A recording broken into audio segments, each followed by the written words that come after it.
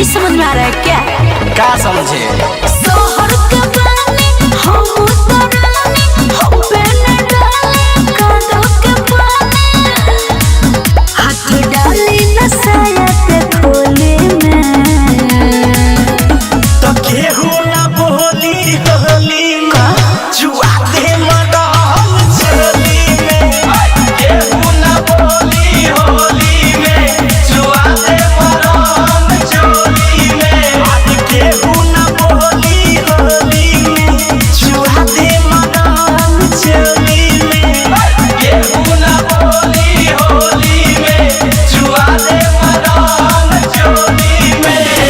कुछ भी बोलोगे? अरे होली है, सब चलता है।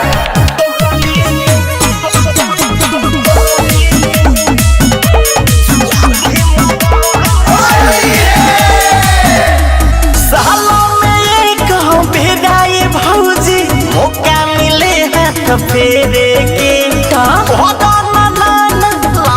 तूफान खुशी कदा है मर के रे के। मार खाओगे क्या?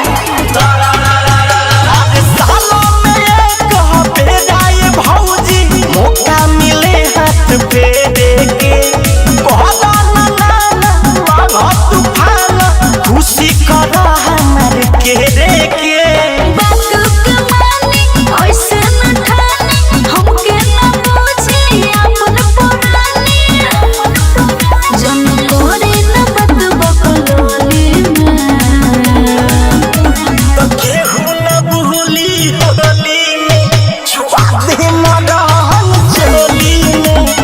केहू न भूली होली में, छुआ दे मदान चोली में। केहू न भूली होली में, छुआ दे मदान चोली में। केहू न भूली होली में, छुआ दे मदान चोली में।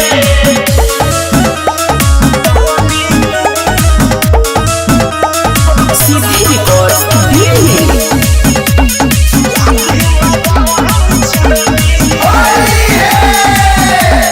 देवर के जीवन भौजी के देवन, ऐसे डर मैं का करी? होली के दिन साथी के सीन रंग दो पूरा बहमा तू।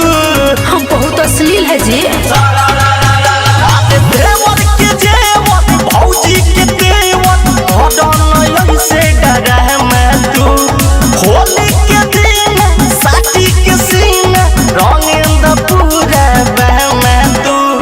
ऐसे न साटी, दूर तो नहीं हटी, कोमल देहिया के कोरे न गाती, अजय खेले रंग दोसर टोली में।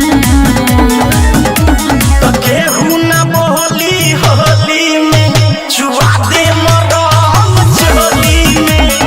केहू न बोली होली में, छुआ दे मदाम चोली में।